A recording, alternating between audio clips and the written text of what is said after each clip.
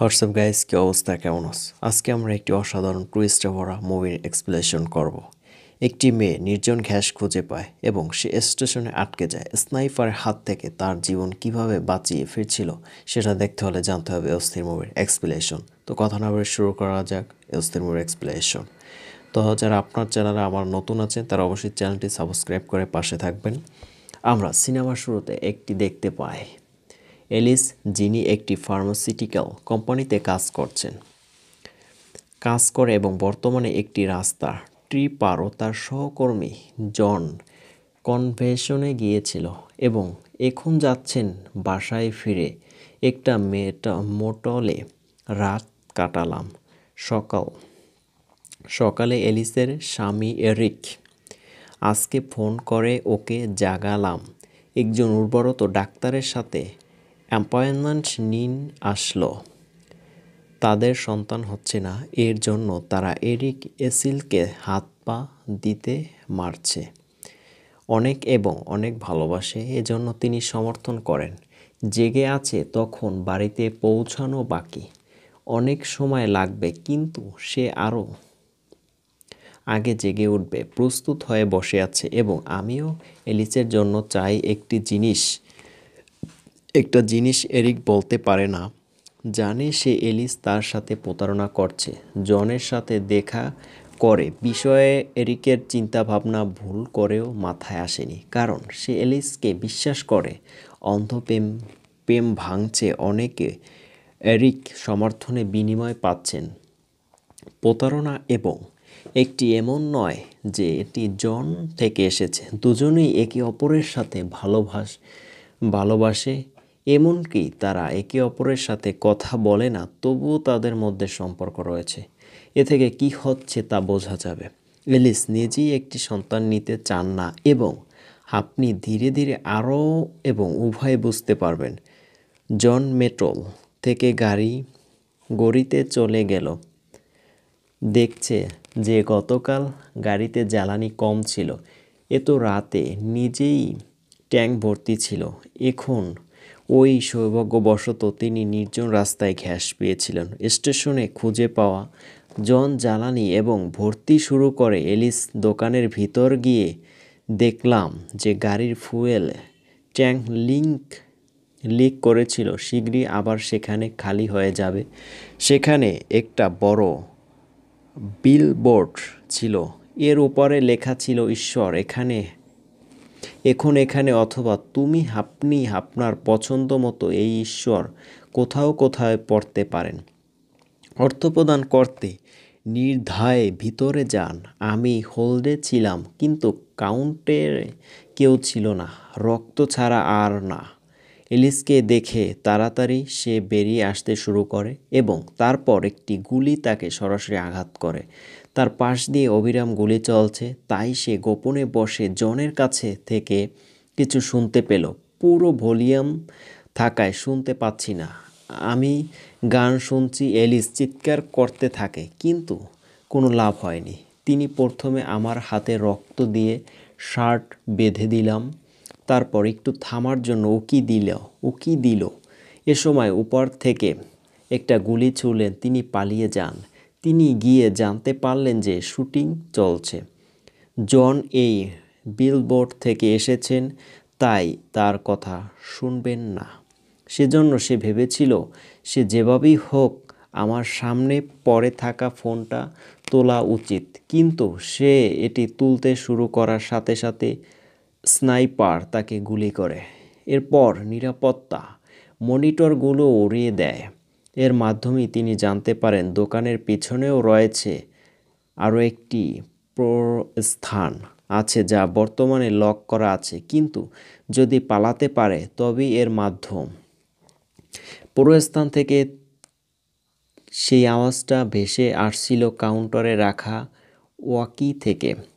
এখন তাকে পিল ছাড়াই কাউন্টারে যেতে হয়েছে। খাওয়ার পর চিপসের প্যাকেট ছুঁড়ে ফেললেন স্নাইপার, তাকে গুলি করে, এবং তারপর অন্য একজনকে। আমি তাকে ছুঁড়ে ফেলেছিলাম, কিন্তু এর মধ্যেই সে ওয়াকি তোলার সময় পেয়েছি। কারণ স্নাইপার একবারে একটি লক্ষ্যবস্তুকে হত্যা করে। বাকিদের মধ্যে একজন লোক কথা বলছিল যে সে তার স্ত্রী এমিলিয়া সম্পর্কে জিজ্ঞাসা করছিল। এমিলিয়া এখানে একজন কর্মী যার রক্ত তাকে তার কাউন্টারে দেখেছি। তার তার মানে তাকে স্নাইপার ইতিমধ্যে মেরে ফেলেছে। এদিকে জন দেখছে যে জ্বালানি আবার ফুরিয়ে গেছে এবং এখন সে ফুয়েল ট্যাঙ্ক লিক হচ্ছে লক্ষ্য করা। তবে বিশেষ ব্যাপার হলো স্নাইপার ঠিকই এলিসকে সেই লোকটিকেও হত্যা করেনি। সবকিছু সে যখন বলছিল তখন জন এসে ঢুকলো। আগে সে জনকে আটকাতে পারে। স্নাইপার সরাসরি তার ঘাড়ে গুলি করে যাতে সে এলিসের সামনে কষ্ট পেতে থাকে। আউট হওয়া সব এটিকে আঘাত করেননি, কারণ স্নাইপার ইচ্ছাকৃতভাবে এলিসের সাথে খেলছে। তার চাতুরিতেও সে টিকতে পারছে না, বরং এটা বিতরণ করা হয় এবং জন এলিসের কাছে সাহায্য চাইছিল। তখন এটি বুলেট তার চোখে একটি চেরা সঙ্গে বেরিয়ে এসেছে এবং কেন জনের খেলাও শেষ হয়ে গেল এসবের মাঝে। আমি তখন এলিসের হাত থেকে ওয়াকি পড়েছিলাম। তিনি একটি স্কেল ব্যবহার করেন এবং নিজের কাছে নিয়ে আসেন, টেনে নিয়ে তারপর লোকটাকে সব খুলে বলেন। তখন লোকটি এলিসের সামনে পুলিশকে ফোন করে জানালো পুলিশ আসতে 15 মিনিট লাগবে। এটা শুনতে এলিস এক মিনিট সময় লাগবে কিন্তু স্বস্তি পেয়েছে। কিন্তু সবই এটা একটা মায়া ছিল। লোকটার নিজেই সেটা বলেছে। সে স্নাইপার এবং সে জনকে হত্যা করছে।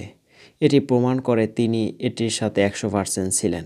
সে খেলেছে কিন্তু সুযোগ পেলেই তাকে মেরে ফেল। এটা স্পষ্ট যে তিনি তার জীবন বাঁচাতে দেবেন। এলিস এটা নিশ্চিত করতে হবে দৃষ্টিতে আসবেন না এবং এটি করার সেরা উপায় তার দৃষ্টিকে অবরুদ্ধ করা, অর্থাৎ এই জন্য দোকানে অন্ধকার জিনিস এবং আলো নিক্ষেপ। একটি সুই চারু ছিল কিন্তু এটি খুব বেশি কাজ ছিল। আপনার এক হাতে থাকলে এটি কঠিন হয়ে যাবে।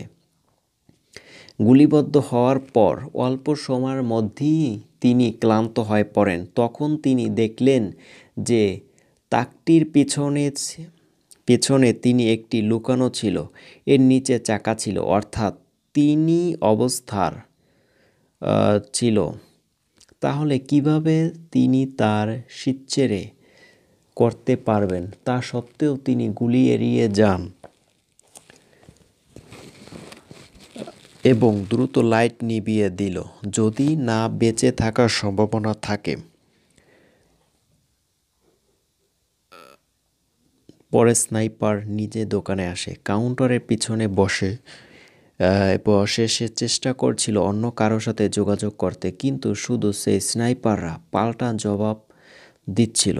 তার পেছনে তার স্ত্রী এমিলিয়ার লাশও রয়েছে। সেখানে পড়ে থাকা ব্যক্তি তাকে হত্যার কারণ জানাচ্ছিল। প্রতারক এমিলিয়ার অন্য কারো সাথে সম্পর্ক রয়েছে।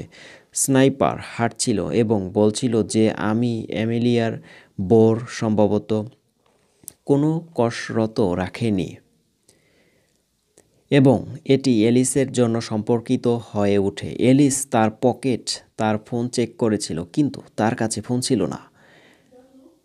ল্যান্ডলাইনটি ত্রুটিপূর্ণ ছিল এবং প্যানিক বোতামটিও ত্রুটিপূর্ণ ছিল এবং ফায়ার অ্যালার্মটি অকেজো ছিল।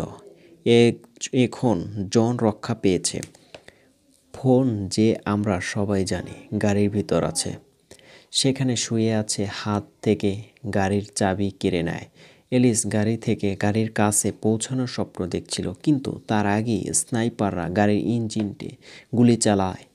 গুলিতে গাড়িটি ধ্বংস হয়ে যায়। ঠিক তখনই আরেকটা গাড়ি এসে এলিস কিছু আশা পেয়েছিলাম, কিন্তু ছাড়া থমকে গিয়ে সোজা চলে গেল। এখন সেখানেও প্রশ্ন উঠেছে তার গাড়ি ফুয়েল ট্যাঙ্ক লিক হচ্ছিল। এটা কোন ভুলের কারণে বা এই কারণে ঘটছে। স্নাইপার তাই করছে এই গ্যাস স্টেশনে। কিন্তু অপেক্ষা করুন। এবং তারপর তিনি তাদের উভয়কে হত্যা করেন। তারপর তারা ভুল সময়ে ভুল জায়গায় থামল। সেখানে একজন একাকী স্বামী তার প্রতারক স্ত্রীকে হচ্ছে এবং যখন এই দুজন হত্যা করার কথা ছিল,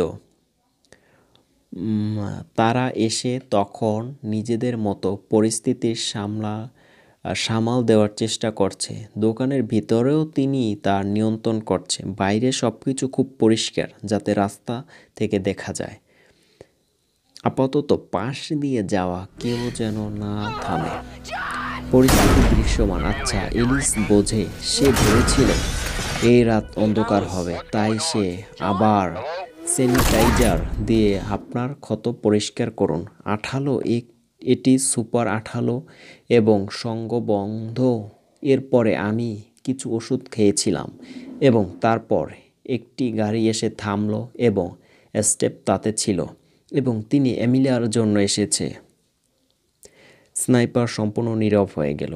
এখন তার থেকে কোনো শব্দ নেই। এটি আসছে না এবং এটি সবচেয়ে বড় প্রশ্ন, সেই খননের পর থেকে কিভাবে নিরাপদ এলো? এলিস আসার পর থেকে এটি একটি গুলিও ছুড়েননি। আমিও আগ্রহী হয়ে উঠলাম, এই স্নাইপাররা কিনা। না, তিনি দ্রুত কাউন্টারের পিছনে চলে আসেন। এলিস এমিলিয়ার একটি হাতুড়ে তুলে নিল। অবস্থা দেখে কান্নাকাটি করলে এলিস তাকে বলতো যে স্বামী তাকে আঘাত করেছে। কিন্তু এই ডক এটা শুনে অবাক হয়ে বলে, এমিলিয়ার স্বামী নেই। স্নাইপার মিথ্যা বলছে, কিন্তু সে এলিসের সাথে কথা বলছে। বিশ্বাস করুন, এই যদি হয় এমিলিয়ার প্রেমিকা, এই নিজেকে বাঁচাবে, কিন্তু বলেছিল তিনি প্রমাণ করার জন্য আমি খুনি নই, কারণ তিনি এলিসকে বলেছিল যে স্নাইপার আমাকে বলুন যে পুলিশকে ডেকেছি এবং সে নিশ্চয়ই এসেছে, কারণ স্নাইপাররা এটা জানে। তার ফোন গাড়িতে আছে কি না জানি না। এলিস মনে করে সে নিজেই উত্তর পাবে। আমি তাকে বিভ্রান্ত করব। দয়া করে ফোন ধরুন। এলিস ইচ্ছাকৃতভাবে তাকে মৃত্যুর দিকে ঠেলে দিয়ে ভালো করেই জানে যে তার বয়স 99। স্নাইপার এটাকে মেরে ফেলবে, কিন্তু তাই তিনি হাসিটিকে বাইরে পাঠালেন যাতে জীবন বাঁচানো যায়। প্রথমে বিস্ফোরণ ঘটিবে, তারপর ডাক পাঠালেন যা এখন এলিস আমাদের দ্বিতীয় মৃত্যুর জন্য পাঠায়। দৃশ্যকল্প এখন কারণ ব্যর্থ বলে মনে হচ্ছে। আমরা জানতে পেরেছি যে একটি স্নাইপার এমিলিয়ার স্বামী নেই এবং তিনি এলিসকে বলেছিল যে আপনি ইচ্ছাকৃতভাবে তাকে মৃত্যুর জন্য প্রস্তুত করেছেন। প্রেরিত কোনো ব্যক্তি এটা করে, কিন্তু তার সাথে সেও বলেছিল আমি কি করেছি আমাদের দুজনের সাথে কেউ এমন করে না। আমি কি করছি তা নিয়ে আমাদের অনেক চিন্তা করা উচিত এবং আমরা তা করলে কি হবে। অবশেষে সে এলিসকে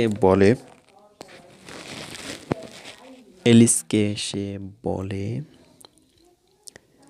সম্মেলনে এবং সেখানে থেকে এটি দেখেছি পেছনে ফেলেছি, কারণ তার মতে একটি তার কোম্পানির ওষুধের একজন ওষুধ ব্যবসায়ী। কারণ এলিস তখন কতবার গেছে কে জানে। সে বলে আমি একজন সোশ্যাল মিডিয়ার ম্যানেজার, আমি ওষুধ তৈরি বা বিক্রি করি না। তাই আমার সাথে এর কোনো সম্পর্ক নেই। তবে এর সাথে তার কিছু করার আছে। সে অস্বীকার করতে পারে না, কারণ ওষুধগুলো তরুণদের কাছে সহজলভ্য নয়। এটা সামাজিক যোগাযোগের মাধ্যমে বিতরণ করা হয়। এই ছবিটি প্রচার করে যা সোশ্যাল মিডিয়া বেশিরভাগ কথাই মিথ্যা। আমরা সবাই জানি কিভাবে গান পরিবেশন করা হয়, কিন্তু এর জন্য কি সে মরার যোগ্য? এই প্রশ্ন জিজ্ঞাসা করছিল। দ্বিতীয় দৃশ্য সম্পূর্ণ বাতিল করা হয়েছে। হত্যাকারী সূর্যের স্বামী নয়, কেউ একজন কনভেনশনে থাকা হতাশ মানুষটি মিথ্যা শুনে তার পিছু নিল। তারপর গাড়ির ফুয়েল ট্যাঙ্ক যাতে লিক হয়ে যায়। স্টেশনে থামুন এবং এটি আসার পর গ্যাস পান স্টেশনে পরিষ্কার করা হয়েছিল। এখানেই একমাত্র কর্মী আমেলিকাকে হত্যা করার পর এটি আসলে এলিস প্রথমে এটি নিয়ে খেলছিল। তবে অনুশোচনা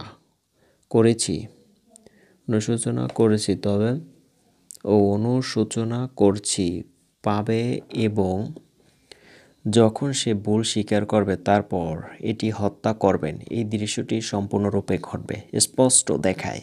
কিন্তু আরও একটি পয়েন্ট আছে। এলিসের চোখ পড়লে এখনও বাকি একটার দিকে এবং শ্রমিকের জিনিসপত্র নাম হেনরি।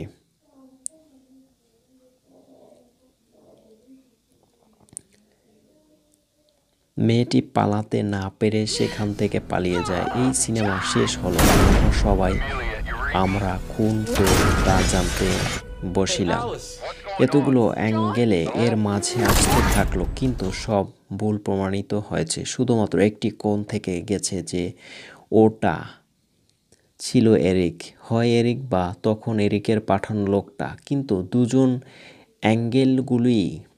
গুলিও রয়েছে এবং তার এলিসের মতো এই সংস্থায় রয়েছে কর্মী। হতে পারে একজন কর্মী যার এলিসকে কাজে লাগানো হয়েছিল। বলি নিজে ভয়ঙ্করের গল্প নিজেই বলেছে, তাই সে এলিসের প্রতিশোধ নিয়েছে। এবং এ সহজ কোণ হলো যে তিনি কিছু পাগল ব্যক্তি ছিলেন।